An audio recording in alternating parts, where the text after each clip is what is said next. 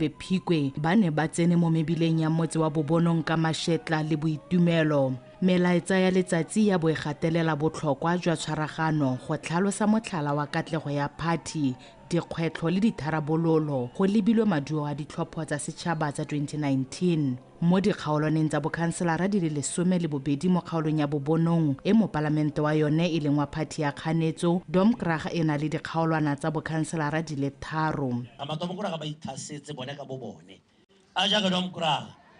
ba eteleditse dikeletso ko pele tsa bone individuals ga ba be mokgatho ko pele.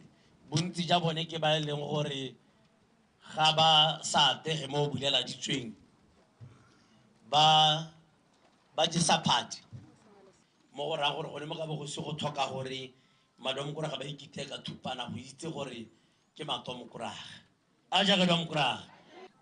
Bangwe ba itse gore sa le ka ba itshwaraganetse le ba ga bone ga se ko ba bone maemo ape